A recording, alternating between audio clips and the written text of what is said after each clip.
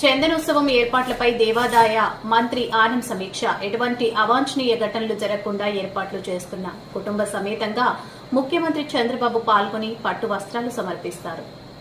వాహనాలు కిందకి వెళ్తాయి. దానికి సిపి గారు, కలెక్టర్ గారు కూడా చెప్పడం జరిగింది.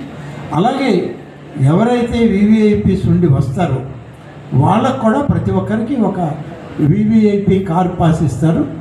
మళ్ళీ ఇక్కడ అయిన తర్వాత వాళ్ళు వెళ్ళేటప్పుడు కారు వెళ్ళిపోతారు. రెండో కారు, మూడో కారుకి కారు పాసులు ఇవ్వడం లేదు. ఇది ఉండేటువంటి అంటే మీడియా వైపు నుంచి చిన్న మనవి, మాలాంటి చాలామంది పక్క జిల్లాల నుంచి పోస్టింగ్స్ కోసం ఇక్కడికి వచ్చాం. కొన్ని ఛానల్స్కి రికగ్నైజేషన్ ఉన్నా కూడా డిపిఆర్ఓ దగ్గర నమోదు కాలేదు, అంటే అక్రిడేషన్స్ లేట్ అవ్వడం వల్ల. అట్లాంటి వాళ్ళకి డిపిఆర్ ఆఫీస్ నుంచి పాసెస్ ఇష్యూ చేయడం లేదు. మేము సీఎం గారి ప్రోగ్రామ్కి వెళ్ళాలన్నా, ఇట్లాంటి ప్రోగ్రామ్స్కి వెళ్ళాలన్నా కూడా కష్టం అవుతుంది పక్క జిల్లాల నుంచి వచ్చిన వాళ్ళం కాదు. కొంచెం కలెక్టర్ వారికి, అదేవిధంగా డిపిఆర్ డిపార్ట్మెంట్కి కొంచెం మీ వైపు నుంచి వేస్తే రికగ్నైజ్డ్, ఎట్లాంటి రికగ్నైజేషన్ లేని వాళ్ళ గురించి కాదు. అంటే జనరల్గా నేను మీకన్నా ముందు మీడియా మినిస్టర్గా పనిచేసిన, కొంచెం మీకు అందరూ కొత్త వాళ్ళు అయి ఉంటారు. అప్పుడు అందరూ ఇంకా కెమెరాల పట్ల, ఈ మొబైల్ ఫోన్లు కెమెరాల పట్ల ఎవరినో ఒకరిద్దరు ఉంటారేమో. నేను ఐఎన్పిఆర్ మినిస్టర్, ఆ రోజు కూడా నాకు ఈ సమస్య ఉంది. అప్పుడు ఇంత టెక్నాలజీ లేదు. మిమ్మల్ని ఐడెంటిఫై చేయాలి అంటే మాకున్న ఏకైక మార్గం అక్రిడిషన్ కార్డు. ఆ రోజు మాకున్న ఏకైక మార్గం అక్రిడిషన్ కార్డు. ఈవెన్ ప్రధానమంత్రి రాని, ముఖ్యమంత్రి గారు రాని, ఏదైనా ప్రభుత్వ కార్యక్రమం కానీ అక్రిడిషన్ కార్డు లేకుండా నాకు ఇవ్వలేదని చాలామంది వచ్చేవారు.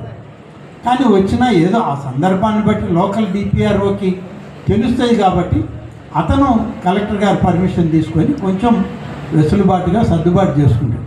కానీ ఇవాళ టెక్నాలజీ బాగా వచ్చేసింది, మొబైల్ ఫోన్లు బాగున్నాయి కాబట్టి మీ ఐడెంటిటీ మీకు గుర్తుంచుకోవడం పెద్ద పని కాదు.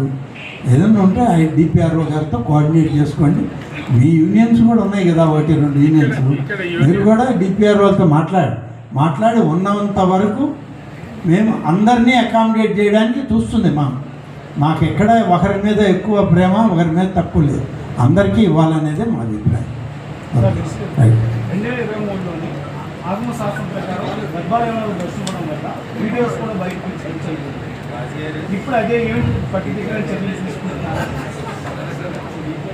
అంతరాలయంలోకి, గర్భాలయంలోకి ఏ ఒక్క మొబైల్ ఫోన్ కూడా లోపలికి తీసుకువెళ్ళబడదు. ఎప్పుడు జరిగిందని నన్ను ప్రశ్నిస్తే ఎట్లా? మీరు అడిగి చెప్పారు 2023లో, అది మీరే చెప్తున్నారు కదా. ఆగమ పాండిత్యం పట్ల వాళ్ళకి శ్రద్ధ లేదు, హిందూ సనాతన ధర్మాల పట్ల శ్రీకారం చుట్టింది. మరి మనందరం కూడా తెలుసు సింహాచలం చందనోత్సవం ఎంత ప్రాముఖ్యత ఉందో. పెద్దలు అశోక్ గజపతిరాజు గారి ఆధ్వర్యంలో ఈ కార్యక్రమంలో సామాన్య భక్తులకి పెద్దపీట వేస్తూ, ఆ రోజు ఏదైతే లక్షలాది మంది ఆ సింహాద్రి అప్పన్ని దర్శించుకోవాలి, ఆ స్వామివారి నిజరూప దర్శనం చేసుకోవాలని ఎంతో ఆతృతతో వస్తారో వాళ్ళందరూ కూడా ఎటువంటి అసౌకర్యం కలగకుండా అన్ని ఏర్పాట్లు చేయడం కోసం ఈ సమీక్షా సమావేశం ఏర్పాటు చేయడం జరిగింది. అయితే ప్రధానంగా మనకి దీనికి సంబంధించి ఒక ఎస్ఓపి ఉంది. ఇది ఫస్ట్ టైం కాదు, ఎన్నో ఏళ్ల నుంచి ఈ చందనోత్సవం వస్తూ ఉన్నాయి. కొన్ని చంద్రలో ఎటువంటి ఇబ్బంది లేకుండా ఉండటం కోసమే ఈ ఎక్సర్సైజ్ అంతా కూడా.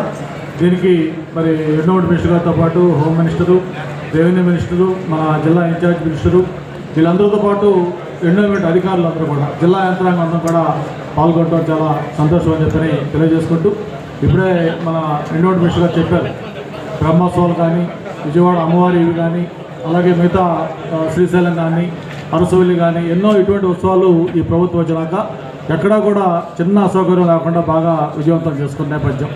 మరి దాన్ని స్ఫూర్తిగా తీసుకొని దీంట్లో కూడా అన్ని ఏర్పాట్లు చేయాలని ఒక డైరెక్షన్ ఇవ్వడం కోసం ప్రత్యేకంగా ఎండోమెంట్ మినిస్టర్ ఆధ్వర్యంలో ఈ గ్రూప్ ఆఫ్ మినిస్టర్స్ రావటం చాలా సంతోషం అని చెప్పని తెలియజేసుకుంటూ, స్థానిక శాసనసభ్యుడిగా వెల్కమ్ చేస్తామన్నాను. నాకు కూడా గతంలో ఈ చందనోత్సవాల్లో నేరుగా పాల్గొనే అనుభవం, అదృష్టం కలిగింది. మళ్ళీ ఈ ప్రభుత్వం వచ్చిన తర్వాత ఈ చందనోత్సవంలో పాల్గొంటున్న అదృష్టం అని చెప్పని కూడా తెలియజేసుకుంటూ పెద్దలు ఎండోమెంట్ మినిస్టర్ గారిని మాట్లాడుతూ కోరుతున్నాను.